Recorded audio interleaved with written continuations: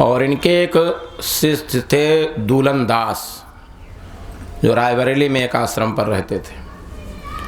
तो इनके लिए कहा जाता है कि जगजीवन साहब ऐसे ही इनसे मिलने के लिए चल पड़े।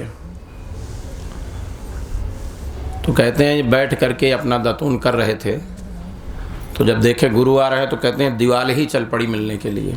जिस दीवाल बैठे थे वही दीवाल ही आगे खिसकती चली गई।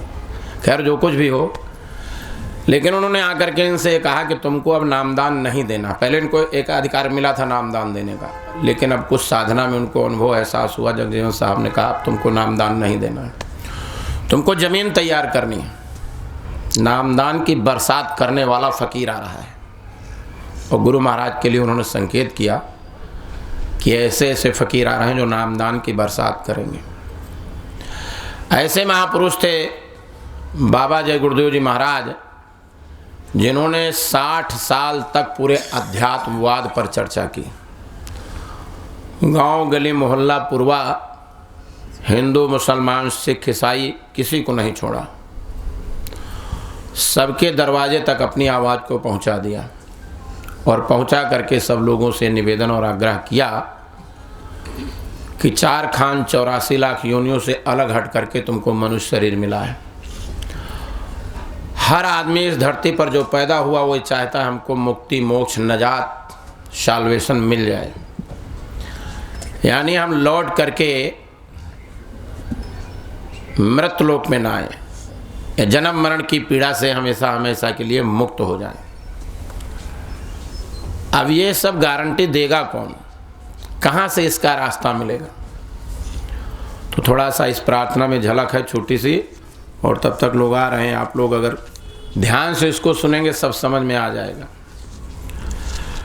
जग में जय दिन है जिंदगानी, जग में जय दिन है जिंदगानी, लाई लेव चित गुरु के चरणन, लाई लेव चित गुरु के चरणन, आलस करहु न प्राणी, आलस करहु न प्राणी, जग में जय दिन है जिंदगानी, जग में जय दिन है जिंदगानी, यादें ही का कौन भरोसा, यादें ही का कौन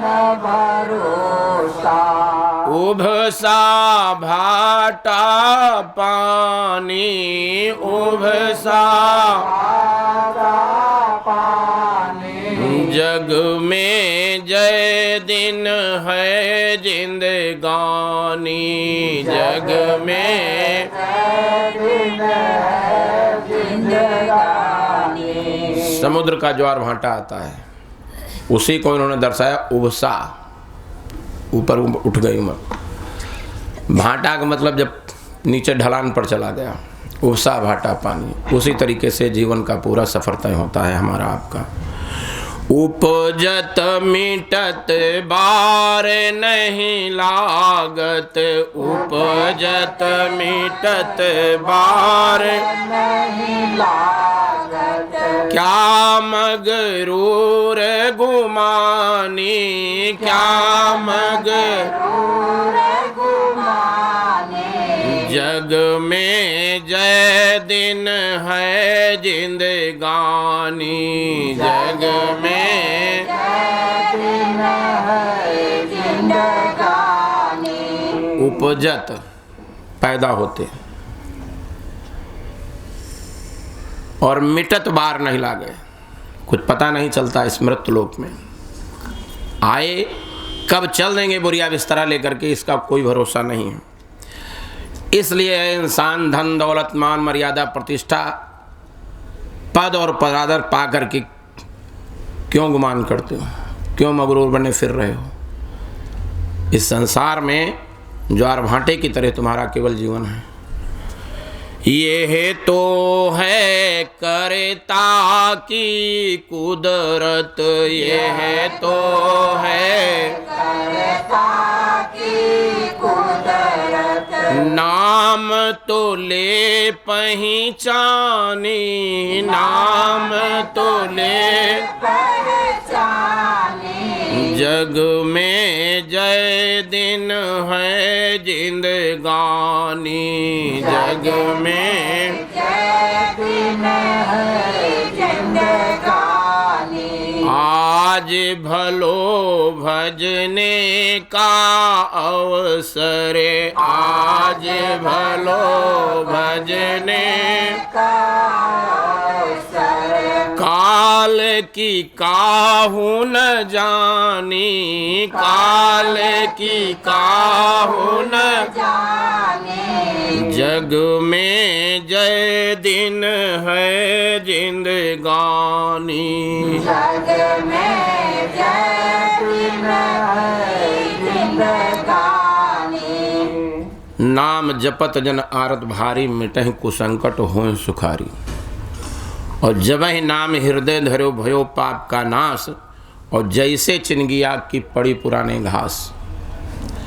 वही कहा उन्होंने कि यह तो है कर्ता की कुदरत, ये तो काल माया का सब करिश्मा है जो चल रहा है। लेकिन उस नाम की दौलत को पहचान लो जो महापुरुष तुमको देते हैं। आज भलो भजने का अवसर, काल की काहू न जाने। पता चलता है किसी को?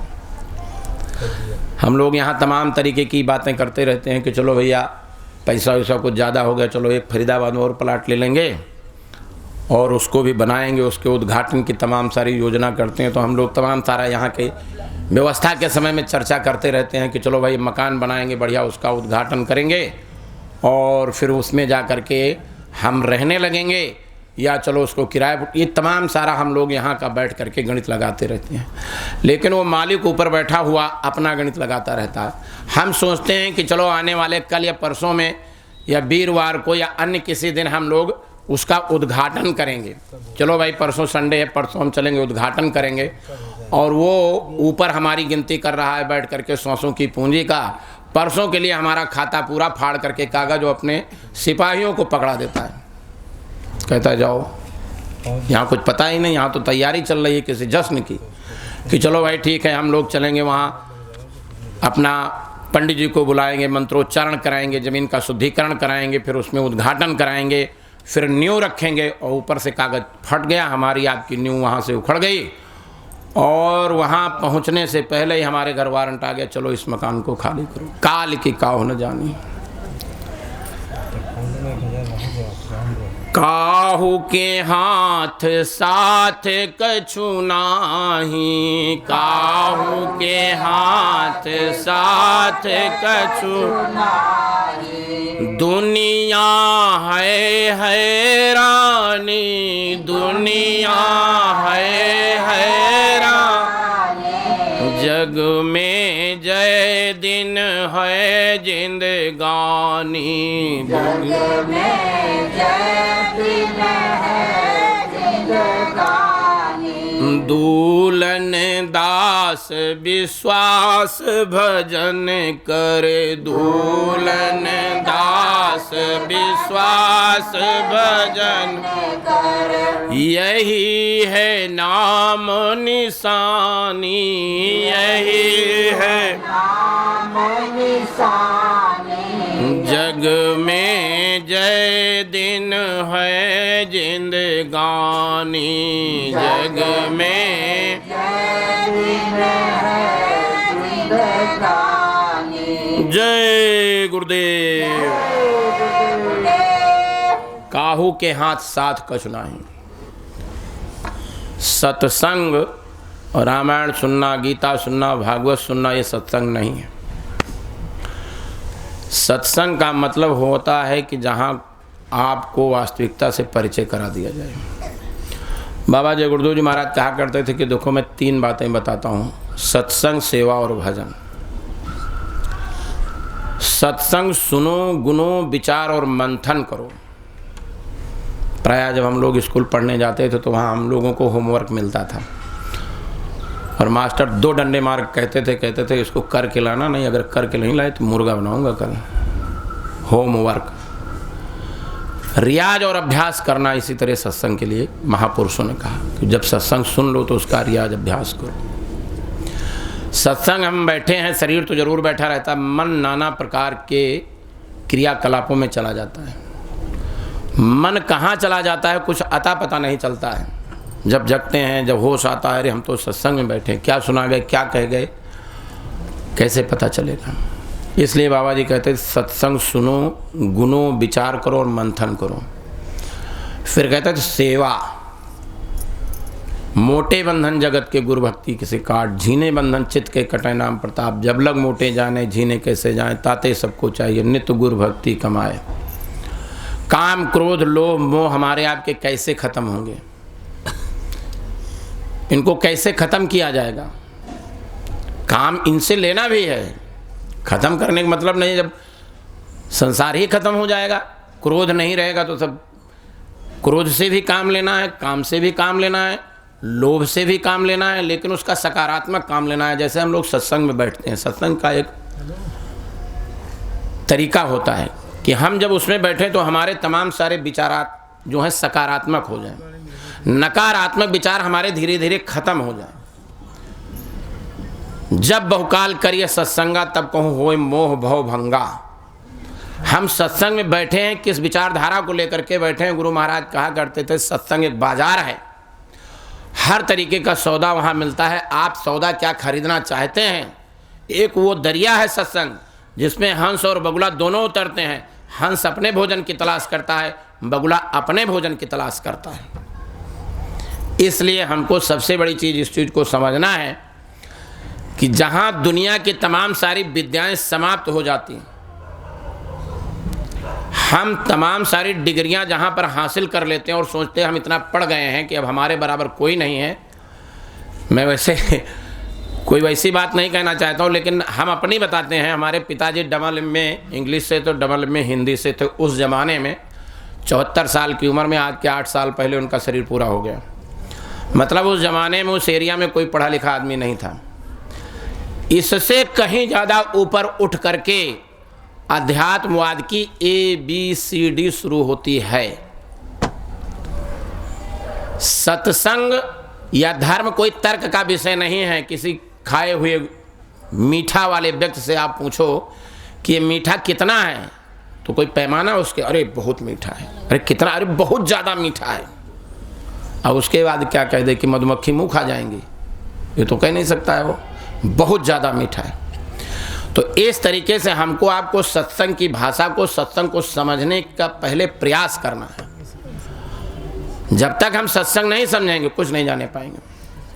इसलिए महापुरुषों ने कहा सत्संग जब बहुकाल करिए, जब बहुत समय तक आप सत्संग, तब कहूँ होए मोह भव भंगा, तब माया रूपी संसार से कहीं पलट करके आप अपने वास्तविक उस रूप में आओ जिसके लिए मानव शरीर आपको दिया। फिर सेवा,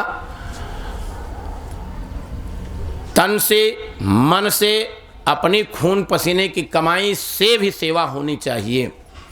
कहते हैं धन से धर्म की स्थापना होती, तो तन से भी काम क्रोध लोभ मोह अहंकार के अलावा भी काम है, और वो है कहाँ गुरु करो तुम सोई, मन के कहे चलो मत कोई। आश्रम चले गए, मिट्टी ढो डाले, खेती का काम कर डाले और संगत की सेवा कर दिए, पत्तल डाल दिए, भोजन परोस दिए, पानी पिला दिए। अरे भाई अपने घर में मेहमान आ जाए, सभी आओ भगत उसकी करते हैं, सभी आगे पीछे दौड़ेंगे उसके। लेकिन कोई अनजान व्यक्ति आ जाए, कोई सत्संगी आ जाए जिससे आपका केवल संगत का रिश्ता है, तो उसके लिए महापुरुषों ने कहा ये मोटे बंधन हैं जो जल्दी से ख़त्म नहीं होते हैं। वहाँ विद्युता का अभिमान आ जाता है, वहाँ पैसे का अभिमान आ जाता है, वहाँ मान बड़ाई का अभिमान आ जाता है। जब तक संत दरबार में इन चीज़ों को ख़त्म नहीं करोगे, 12 वर्ष रहे संत की टोली तब समझे संतों की एक बोली। फिर कहा कि भजन, भजन का मतलब है, मोटी सी भाषा में हमको आपको ये समझना है कि भाग चलो ये वतन और देश अपना नहीं है, हम कहाँ के रहने वाले हैं। इस चीज़ को हमको आपको समझना। एक सराय है जहाँ हम आप बैठे हैं, चंद रोज़ा ज़िंदगी हम आप लेकर के आए हैं। तमाम सारी दुख माताएं बहनें बैठी हैं। किसी समय इनकी उम्र वो रही होगी जो एक बचपन में रहे होंगे। हम लोग भी बचपन में थे तो अपनी माँ को पकड़ करके कहते थे, 2-3 भाई हो गए, 2-3 बहनें हो गए, चलो 2 ही हो गए भाई बहन, तो गला पकड़ करके लिपट जाते थे, माँ मेरी है, वो कहता था मेरी है मेरी है, यही सब चलता रहता था। माँ किससे ज़्यादा प्यार करती है ये हम लोग तौलते थे, तो उस भावावेश में कहा जाता है ये माँ मेरी है। लेकिन देखिए प्रकृति की कुछ विडंबना के संसार की शिक्षा लेते लेते लेते हम जब इस स्टेज पर पहुँचे, जब हमारे नाती पोता हो गए, वही बेटे हमारे वृद्धावस्था में कहते हैं ये माँ तेरी है। इस संसार में हम जी रहे हैं कि ये माँ तेरी है। बड़ा वाला छोटे से कह रहा तेरी है, तो छोटा वाला बड़े से कह रहा ये तेरी है। 4 हो गए तो कोई गुड़गांव में रह रहा है, कोई फरीदाबाद में रह रहा है, तो कोई चला गया उधर नोएडा में रह रहा है, कोई चला गया अमेरिका जापान में रह रहा है। 4 बेटे। अभी एक केस आया, अभी आज की अखबार में जा रहा था, एक इंदौर में फैक्ट्री लगाए, 95,000 कमाता है, एक 50,000 कमाता है, एक 40,000 कमाता है, और बाप को 2 वक्त की रोटी नहीं मिलती है। कोर्ट ने कहा है 10,000 रुपया महीना इनको दो। देश के अंदर रामायण भी है, गीता भी है, भागवत भी है, कुरान भी है, पुराण भी है, मंदिर भी है, मस्जिद भी है, तमाम चौराहों पर मंदिर बने। हम सब जगह जाते हैं, माथा टेकते हैं, अरदास करते हैं, सांसारिक वस्तुओं को पाने की अरदास केवल करते हैं। ये अगर भाग्य और प्रारब्ध में होंगी तो ये सब मिलेंगी। हमको तो एक ही अरदास करनी चाहिए, साईं इतना दीजिए जामे कुटुंब समाए, मैं भी भूखा ना रहूं, साथ भी भूखा ना जाए। कुछ इस तरीके का हमारा आपका परमार्थ बन जाए जिससे हमारा आपका भविष्य सुधर जाए। धर्म के 2 पहलू होते हैं। पहला पहलू होता है बाह्यमुखी, जो हम पूजा करते हैं, पाठ करते हैं, योग करते हैं, यज्ञ करते हैं, हवन करते हैं, ये इसको कर्मकांड कहते हैं। हम चले गए हरिद्वार में स्नान कर लेंगे तो हमको मुक्ति मोक्ष मिल जाएगी, तो कोई कहता नहीं चलो वहाँ चारों धाम कराएंगे तो मुक्ति मोक्ष मिल जाएगी। चलो भाई चलते हैं गढ़मुक्तेश्वर में एकादशी को स्नान करेंगे तब मुक्ति मोक्ष मिल जाएंगे। नाना प्रकार के भ्रम भ्रांतियों में हम लोग जी रहे हैं। लेकिन बाबा जय गुरुदेव जी महाराज ने बड़े खोल करके 60 साल तक ढिंडोरा पीट करके कहा कि जो भी अच्छा करोगे, जो भी बुरा करोगे, अच्छे बुरे कर्म ऐसी जगह पर रख दिए जाते हैं, दुनिया का कोई पानी, दुनिया की कोई आग, कोई तीर तलवार ना उसको काट सकता, ना उसको जला सकता, ना उसको धो सकता है। अच्छे कर्म एक जगह पर रखे जाएंगे, बुरे कर्म एक जगह पर रखे जाएंगे। अच्छा कर्म का फल भोगना होगा और बुरे कर्म का भी हमको आपको फल भोगना होगा। इसीलिए जब बहुकाल करिए सत्संगा। थोड़ा आगे खिसक करके आ जाइए आप लोग, आगे आ जाओ, नहीं बार बार उठाना पड़ेगा। अभी आ रहे हैं लोग, हमने कहा था धीरे धीरे लोग आएंगे। और ख़ास कर गली मोहल्ला के लोगों से निवेदन करूंगा मैं कि थोड़ा सा अपना अमूल्य समय आज के समय में किसी के पास नहीं, पैसे की आज के ज़माने में कोई कीमत नहीं रह गई, समय की कीमत है। तो सभी से निवेदन है थोड़ा सिंह साहब के घर पर आ जाएं, 1-2 घंटे की बात है और इसी में बाबा जय गुरुदेव जी महाराज का संदेश और ये आप लोगों को सब बता दी जाएंगे। तो इस बात को हमको आपको समझना है। जो भी हम आप अच्छे बुरे कर्म करेंगे, हम व्यवहारिक बातें बताएंगे। हम सुनाने को तो बहुत कुछ सुना सकते हैं, लेकिन आज हम ये चाहते हैं कुछ व्यवहारिक ऐसी बातें हैं जो हमारे आपके व्यवहार और चरित्र में आते हैं, जिनसे हम लोग इतनी दूर चले गए हैं कि हम बच्चों को तालीम तो दे देते हैं लेकिन तहजीब नहीं सिखा पाते हैं। आज हम जहाँ पर बैठे हैं, जिस दुनिया में जी रहे हैं, जिस समाज में जी रहे हैं, ऊंची से ऊंची तालीम देते हैं। पहले पंचायत में कहीं एक आध पढ़ा लिखा आदमी होता था, चिट्ठी पत्री पढ़ के सुनाता था, लेकिन मानवता और ईमानदारी थी, इंसानियत थी, लोगों के अंदर चरित्र था, लोगों के अंदर संस्कार थे, लोगों के अंदर व्यवहार था। लेकिन आज हम जहां जी रहे हैं, हर घर में डॉक्टर, मास्टर, इंजीनियर, जज, बैरिस्टर, पढ़े लिखे लोगों की लाइन लगी हुई है, लेकिन मानवता और इंसानियत से हम लोग इतनी दूर चले गए हैं कि अगर कोई रिश्तेदार भी आ जाए तो सोचते हैं एक कप पिला करके और उसको विदा कर दो, रुखसत कर दो, जल्दी जाए, हम दूसरे काम में लग जाए। हम इतनी दूर आ करके यहाँ पर खड़े हो गए हैं। प्रायः ये आदमी कहता है कि जब आदमी पैदा होता है इस धरती पर तो कुछ लेकर के नहीं आता है। ऐसे ही है ना, जब धरती पैदा हुआ आदमी क्या लेकर के आता है? खाली हाथ आता है। और जब जाता है दुनिया से तो कुछ भी लेकर के नहीं जाता, खाली हाथ जाता है। ये निश्चित है, सांसारिक कोई भी वस्तु लेकर के इंसान इस धरती पर पैदा नहीं होता है, लेकिन अपना भाग्य और प्रारब्ध लेकर के इस दुनिया में इंसान पैदा होता है। पूर्व जन्म के पाप से हरि चर्चा न सुहाएं, और जैसे ज्वर के ताप से भोजन की रुचि जाए। इसका मतलब उसका प्रारब्ध और भाग्य उसके साथ है।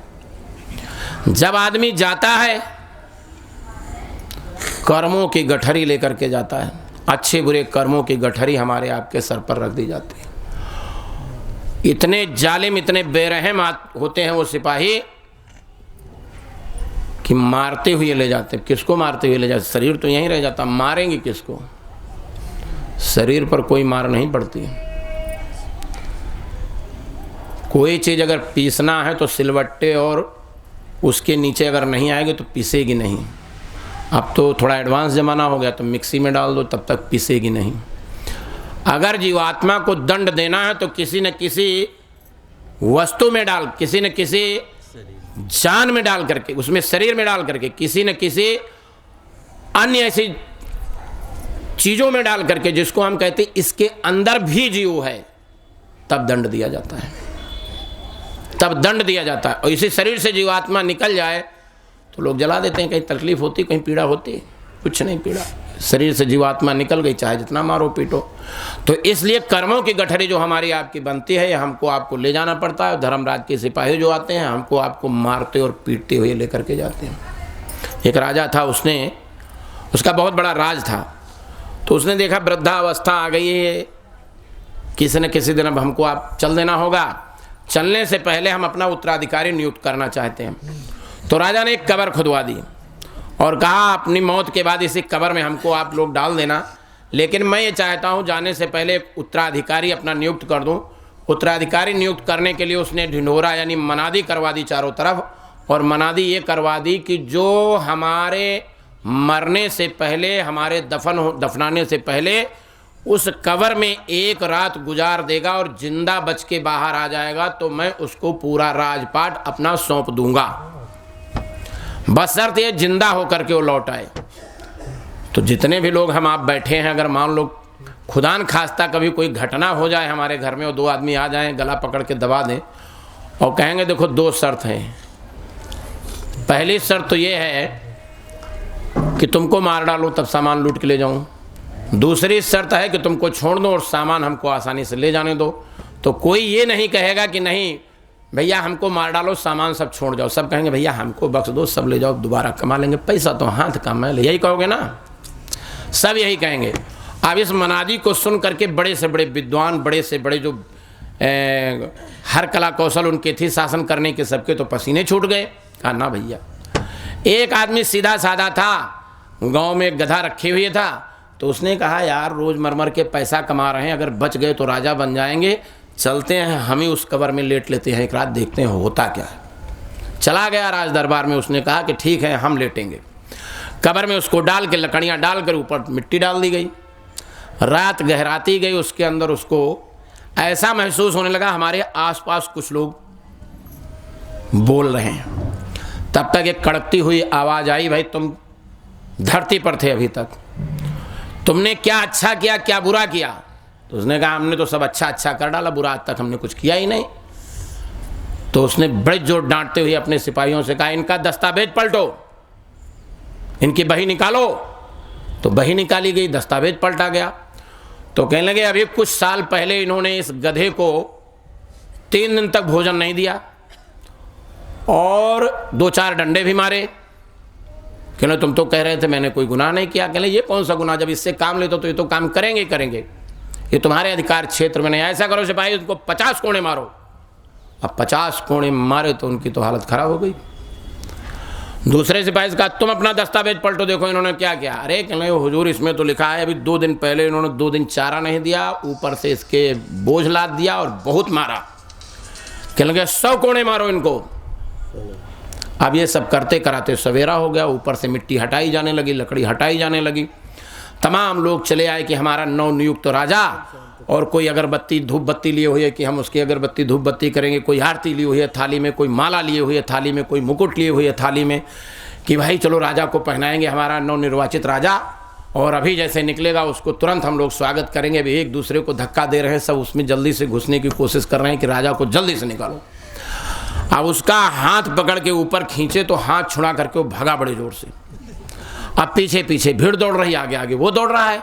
भीड़ बहुत थी, लोगों ने पकड़ लिया, अरे भाग क्यों रहे हो, अब तो आप यहाँ के राजा हो गए, आप सुल्तान हो गए। कहले चुप चुप, राजा वाजा कुछ नहीं, हमको भागने दो यहाँ से। अरे कहले क्यों भागने दो, तुम राजा हो गए यहाँ से, यहाँ के, और लो तुम मुकुट पहनो। तब तक किसी ने माला डाल दी, तब तक आरती होने। कहले कुछ नहीं राजा वाजा, मैं यहाँ का राजा नहीं बनूंगा। कहले क्यों नहीं बनोगे भाई, इसी के लिए तो तुम कब्र में चले गए, जिंदा लौट आए। राजा ने कहा था जो जिंदा लौट आएगा उसको राजा बना दूंगा। कहने लगे अरे बेवकूफ हूं, एक रात में मैं एक गधे का हिसाब नहीं दे पाया।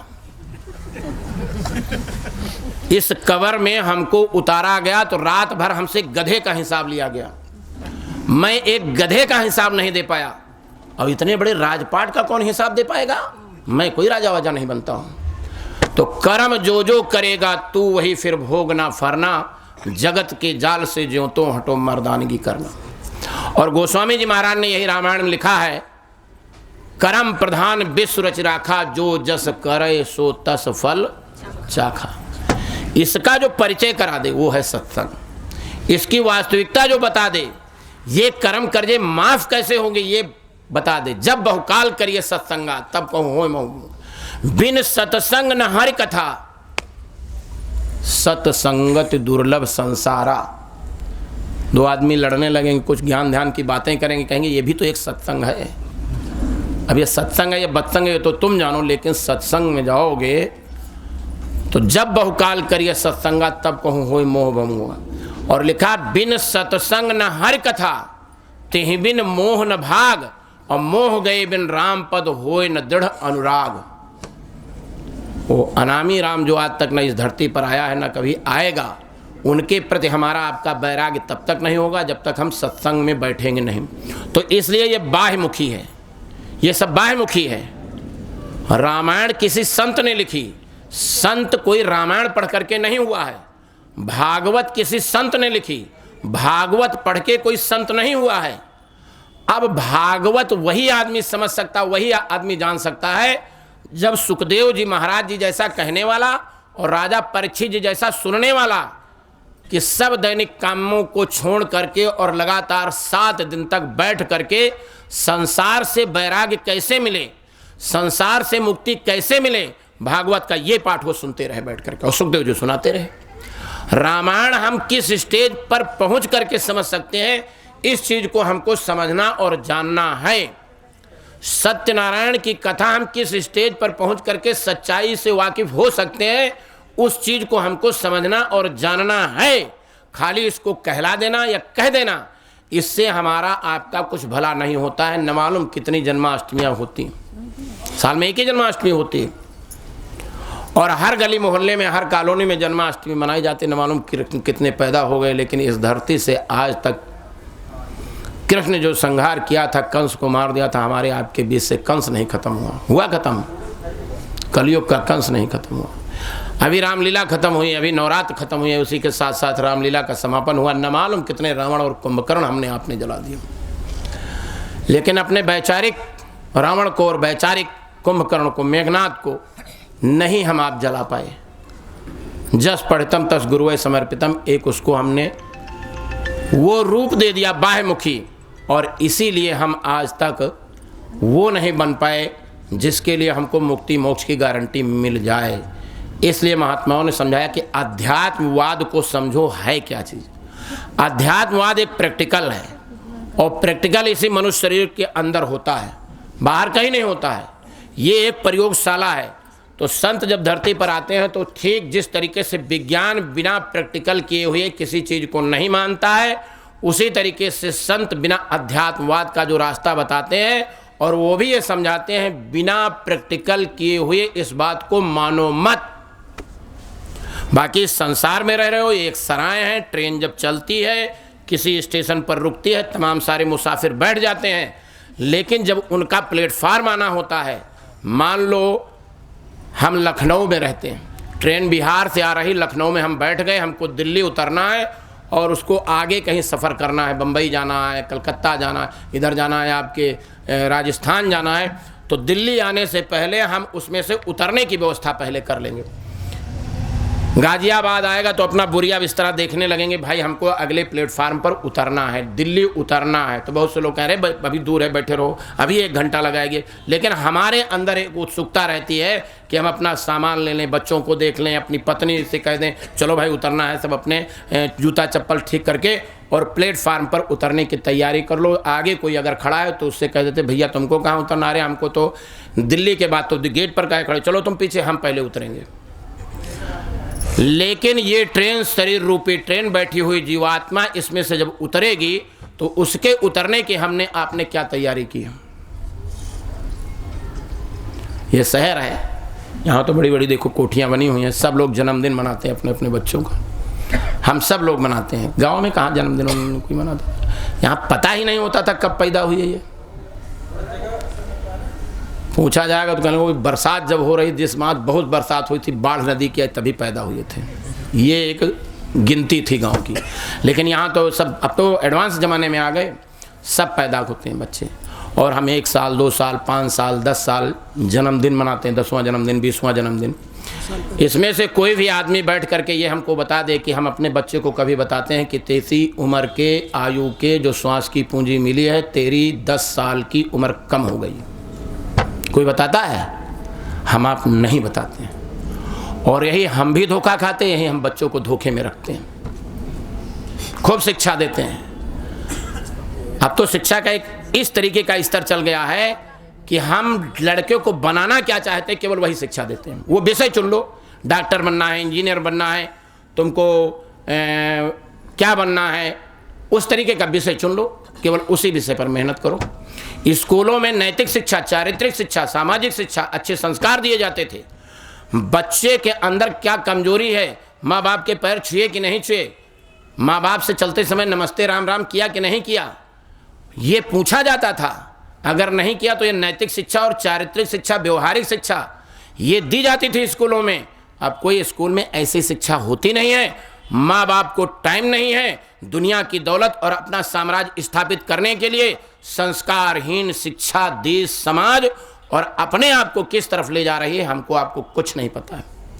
प्राय हम लोग कह रहे कोई भगवान भगवान नहीं, साहब खाओ पियो मस्त रहो, यहीं स्वर्ग और बैकुंठ है। लेकिन जापान में जब एक बार भूकंप आया तो आपके यहाँ दौड़ती हुई कम से कम 30 फुट ऊपर मेट्रो दौड़ रही है ना, अगर तगड़ा झटका आ जाए तो जैसे आम गिरता है ऐसे मेट्रो नीचे जब गिरने लगी जापान की, तब उनको हुआ कि नहीं, हमसे ऊपर उठ करके कोई नेचर है जो हमको आपको संचालित करती है। अब बाबा जय गुरुदेव जी महाराज ने जो संदेश दिया, हमने रामायण को पढ़ा, गीता को पढ़ा, भागवत को पढ़ा, उन्होंने बताया ये मनुष्य शरीर बेशकीमती है। यही रामायण में हमको शिक्षा दी गई, बड़े भाग्य मानुष तन पावा, सुर दुर्लभ, 33 करोड़ देवता, 9 करोड़ दुर्गा, 10 करोड़ शंभु बैराट से भी ज़्यादा बेशकीमती मानव शरीर हमको आपको मिला है। जो सृष्टि के सृजनहार हैं, जो सृष्टि का संचालन करते हैं, या सृष्टि में जो संहार करते हैं, सृष्टि पर जो पैदा करते हैं ब्रह्मा विष्णु महेश, वो भी चाहते हैं कि हमको ये मानव शरीर मिल जाए। क्योंकि इसी मनुष्य शरीर में हो करके, चाहे वो स्त्री हो चाहे वो पुरुष हो, दोनों को बराबर अधिकार मिला हुआ है। हम अपने अंदर से ही हो करके उस परम पिता परमात्मा को, उस परम शक्ति को देख सकते हैं जो हमारे शरीर से लेकर के और पूरी सृष्टि का संचालन करती है। जिसके लिए कहा गया है ईश्वर अंश जीव अविनाशी। हम एक ईंट गारे का, हम वहाँ पर एक पत्थर की मूर्ति को तराश करके, कैसे तराशी जाती है वो तो जयपुर और मकराना कभी जाओ, मूर्ति कैसे तराशी जाती है 20 फुट की, वो तो जा करके वहाँ पर देखो, जा करके तराशने वाला कैसे तराशता है।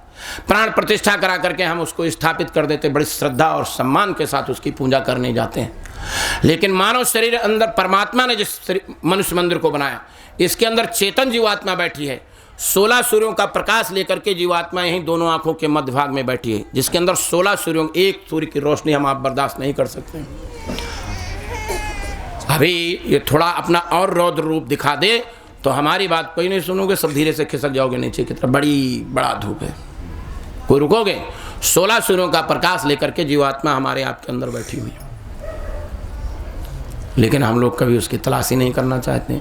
हम हैं क्या, हमारा वजूद क्या है, हमारे अंदर क्या ताकत है, हम कहाँ से आए, जाएंगे तो कहाँ जाएंगे, क्या लेकर के जाएंगे, ये सब सत्संग में ही बताया जाता है। हम रामायण आपको सुना दे तो न मालूम कितनी रामायण भागवत का पाठ सुना दे तो आपको क्या लगेगा। बाबा जय गुरुदेव जी महाराज 60 साल तक लोक और परलोक दोनों का संदेश दिया। लोक का संदेश दिया कि पति पत्नी से ले करके और समाज के बीच में कैसे रहा जाए, बच्चों की कैसे परवरिश की जाए। और बाबा जय गुरुदेव जी महाराज ने अध्यात्मवाद का जो संदेश दिया उस पराकाष्ठा पर हमको आपको पहुंचा दिया कि ये जीवात्मा निकल करके अपने उस घर पहुंच जाए जहां से जीवात्मा इस पिंड में उतारी गई है। इतना ऊंचा सत्संग 60 साल तक बाबा जय गुरुदेव जी महाराज इस धरती पर देते और लोगों को सुनाते और लोगों को बताते और समझाते रहे कि मनुष्य शरीर चंद रोजा श्वास की पूंजी देकर के हमको आपको इस मृतलोक में भेजा गया है। श्वास की पूंजी जो हम लोग श्वास लेते और छोड़ते हैं, ये किराए के रूप में इस मकान को दे रहे हैं। जिस दिन इस श्वास की पूंजी हमारे पास किराए के रूप में देने के लिए ख़त्म हो जाएगी, सिपाही आएंगे, गर्दन पर रखेंगे लाज, चलो इस मकान को खाली करो। हमको आपको इस मकान को खाली करना चाहते हुए भी इसको हमको आपको खाली करके यहाँ से जाना पड़ेगा। जाने से पहले भगवान मिलता है, परमात्मा मिलता है, ईश्वर मिलता है, खुदा मिलता है, अल्लाह ताला मिलता है। मरने के बाद आज तक ना किसी को भगवान मिला है, ना ईश्वर मिला है, ना अल्लाह ताला मिला है। जिसको जीते जी मिला है उसी ने रामायण को लिखा, उसी ने गीता को लिखा, उसी ने भागवत को लिखा। अब मरने के बाद हम लोग सिर्फ इतना लिख देते हैं कि पिताजी स्वर्गवासी हो गए, अब स्वर्ग में बैठे हैं या नर्क में बैठे हैं, ये किसी को नहीं पता है। जितने लोग यहाँ बैठे हो सबके पास मोबाइल होगा। मैं समझता हूँ हो सकता है किसी के पास 2-2 मोबाइल हो, एक बात करने का, एक देखने का। लेकिन आज तक किसी के मोबाइल पर यह फ़ोन नहीं आया कि हमारे पूर्वज अगर स्वर्ग में बैठे हैं तो बेटा मैं यहाँ बैठा हूँ, एक प्लाट पर हमारा मकान बना, तेरे लिए एक प्लाट और बनवा करके रखा करके तुम यहाँ रहना। स्वर्ग में है या बैकुंठ में हमको आपको किसी को कुछ पता नहीं। अच्छा चलो हमारे पुण्य कर्म इतने उदय हुए कि हमको स्वर्ग मिल गया, तो गोस्वामी जी महाराज ने लिखा कि वो सीमा है एक, क्योंकि 4 खोलों में जीवात्मा बंद करके इस मृतलोक में भेजी गई है। पहला जिसमें हम आप लिंग इसमें बैठे हैं, स्थूल शरीर में, जिस स्थूल शरीर में बैठे हैं, छित जल पावक गगन समीरा पंच रचित है अधम शरीरा, 5 तत्वों का ये पुतला, ये पिंड बनाया गया माँ के गर्भ में। 4.5 महीने का जब समय पूरा हो गया उसके बाद इसके अंदर 16 सूर्यों के प्रकाश को, शब्द 2 तरीके के होते हैं, एक होता है ध्वनात्मक, एक होता है वर्णात्मक। ध्वनात्मक का मतलब होता है यहाँ घंटा बजाओ, शंख बजाओ, कोई इसको लिख नहीं सकता न पढ़ सकता है। मैं बोल रहा हूँ, इसको आप लिख सकते हो, पढ़ सकते हो। यह है वर्णात्मक, वो है ध्वनात्मक। और इसी को कहा गया 5 नौबत बाती हो 36 राग, और 100 मंदिर खाली पड़ा बैठन लगा काग, 24 घंटा अनहद बाणी वेद बाणी आकाशवाणी हो रही। उसी शब्द की डोरी को पकड़ा करके जीवात्मा इसी पिंड में उतारी गई। समय सीमा गर्भावस्था की पूरी हो गई, कर्मों के बेग से जमीन पर बच्चा आ गया। ना हिंदू बन के आया, ना मुसलमान बन के आया, ना सिख बन के आया, ना ईसाई बन के आया। मोटी बात हमारी समझना, ये मोटा गणित है, बारीक गणित नहीं समझाना चाहता हूँ मैं। मोटा गणित ये है कि इस कॉलोनी में देखो पंजाबी भी लोग रहते हैं, मुसलमान भी होंगे, हिंदू भी होंगे, सिख और ईसाई सब लोग हैं ना। इनके यहाँ जब बच्चा पैदा हो, चलो आप ढोल तमाशा लेकर के चले जाओ गाने बजाने के लिए, और इनसे धीरे से पूछ लो तुम्हारा बच्चा ईसाई के यहाँ अंग्रेजी में रोया, काहे में रोया? हिंदू के यहाँ पैदा हो तो उससे पूछ लो हिंदी में रोया, मुसलमान के यहाँ पैदा हो तो उससे पूछ लो तो उर्दू में रोया, सिख के यहाँ पैदा हो बच्चा उससे पूछ लो पंजाबी में रोया। नहीं, रोने की एक ही भाषा, बच्चा जमीन पर आते ही पूछता हम कहाँ आ गए। ये तो जाति और मजहब और धर्म हमने अपनी सहूलियत के लिए, जब तक मोहम्मद साहब नहीं आए कोई मुसलमान नहीं था, नानक जी नहीं आए तब तक कोई सिख नहीं था, ईसाई जब तक नहीं, ईसा मसीह नहीं है तब तक कोई ईसाई नहीं था। सब केवल मनुष्य के रूप में इस धरती पर पैदा हुए। हमने आपने अपनी जाति और मजहब आकर के इस समाज की एक व्यवस्था बनाए रखने के लिए बनाई, चलो वो एक अलग की चीज़ है। तो बाबा जी कहते हैं जैसे पहली सांस ले करके इंद्रिय नासिका से बच्चा छोड़ता है, उसी दिन से उसकी आयु कम होनी शुरू हो जाती है। छिन छिन घटत शरीर जतन कोई बल नहीं आवत। उसी दिन से हमारी आपकी सांसों की पूंजी दे करके जो मृतलोक में हमको आपको भेजा गया वो कम होनी शुरू हो जाती है। हम आप बढ़ने लगते हैं, पल पोस के बड़े होते हैं। समाज का एक नियम है, शादी और ब्याह हो गया। अब जब शादी ब्याह हो गया तो बचपना जब होता है हम लोग रोने होने लगते तो क्या करते हैं? छोटे घर में छोटा खिलौना, बड़े घर में थोड़ा बड़ा खिलौना। पहले दूसरे तरह खिलौने होते थे। अब तो बच्चा पैदा हुआ नहीं, रोने लगा तो सीधे रिवॉल्वर पकड़ा देते, बेटा आगे तेरे यही काम आएगा। यही होता है ना, सब कंप्यूटराइज सिस्टम खेलों में हो गया।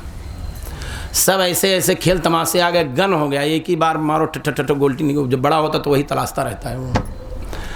पहले शिक्षा संसार की देने के लिए शिक्षा योग्य खेलों की ज़रूरत पड़ती थी, वही खिलौने बच्चे को पकड़ाए जाते। चलो खैर छोड़ो, ये तो एक अलग विषय है। लेकिन जब कभी बच्चा रोता है, छोटे खिलौने दे करके हम लोग उसको बहकाने की कोशिश करते हैं, बहलाने फुसलाने की कोशिश करते हैं, चुप कराने की कोशिश करते हैं। खिलौने से नहीं चुप होता तो कोई ना कोई ध्वनि करते हैं, कोई ना कोई आवाज़ करते हैं। जैसे जैसे बड़ा होता है बच्चा वैसे वैसे अब जो शब्द रूपी आवाज़ पकड़ करके बच्चा माँ के गर्भ से बाहर आया था, उसी जीवात्मा इस पिंड में उतारी गई थी, वही आवाज़ हमसे आपसे छूट गई। दुनियावी माहौल में दुनियावी आवाज़ को हमने आपने पकड़ना शुरू कर दिया। धीरे धीरे उधर का दरवाज़ा बंद हो गया और दुनिया के जब खिलकत में आए तो यहाँ के माँ बाप से परिचय हुआ, सगे संबंधियों से परिचय हुआ, पढ़ लिख के जवान बन गए, घर गृहस्थी बसाने लायक हो गए, शादी ब्याह हो गया, बच्चे पैदा हो गए, छोटा मोटा एक परिवार बस गया। और तब आवश्यकताओं ने मुंह अपना खोल दिया और उन आवश्यकताओं को पूरा करने के लिए देवी देवता भगवान ईश्वर और जो धर्म कर्म का पाठ करते हैं उनके यहाँ याचना करने चले गए। अब इस चीज़ की ज़रूरत है और ऐसी महत्वाकांक्षा पैदा हो गई अंदर, उसको पूरा करने के लिए हमारा आपका पूरा जीवन कम पड़ जाता है। इसी में लगे रहे, फुर्सत ही नहीं मिली कि हम कहाँ से आए, कहाँ जाएंगे, क्या लेकर के जाएंगे, इसके लिए हमारे पास समय नहीं मिला। बाबा जय गुरुदेव जी महाराज ने कहा कि 22 घंटा दुनिया का काम करते, 24 घंटे में से 2 घंटा आप अपने अंदर बैठ करके अपनी तलाश करते कि हम कहाँ से आए हैं, क्या लेकर के आए हैं, जाएंगे तो कहाँ जाएंगे। भगवान हरिद्वार में नहीं है, हरि का द्वार तुम्हारे यहाँ पर है, ये हरि का द्वार है। त्रिवेणी वहाँ नहीं है। त्रिवेणी का मतलब था कि वहाँ पर जाते, दोनों गंगाओं की धाराओं में शरीर शुद्धि के लिए स्नान करते, सरस्वती बैठी होती हैं संतों की जुबान पर जो सत्संग सुना करके तुम्हारी जीवात्मा के कल्याण का आधार बताते। हमने वो किया नहीं, मल्लाहों पंडितों ने बता दिया सरस्वती किले के नीचे से निकले हैं, हमने सोचा त्रिवेणी में स्नान कर लिया, शरीर शुद्धि हमारी हो गई। जीवात्मा की शुद्धि कौन करेगा? इसके अंदर बैठी हुई जीवात्मा को जो कर्म कर्जे का भुगतान करना पड़ता है वो कौन शुद्ध करेगा? हमने आपने कभी सोचा नहीं। शरीर कभी बीमार नहीं पड़ता है, और जब बीमार पड़ता है तो इसके लिए दुनिया में तमाम सारी मशीनें हैं। थोड़ा सा खून ले लिया, आपके अंदर कौन सी बीमारी है बता देंगे। होता है कि नहीं होता है? आजकल तमाम सारे बड़े बड़े नर्सिंग होमों में, और यहाँ तो जहाँ कार्यक्रम हो रहा है यहाँ के भैया एक नर्सिंग होम में सर्विस भी करते हैं।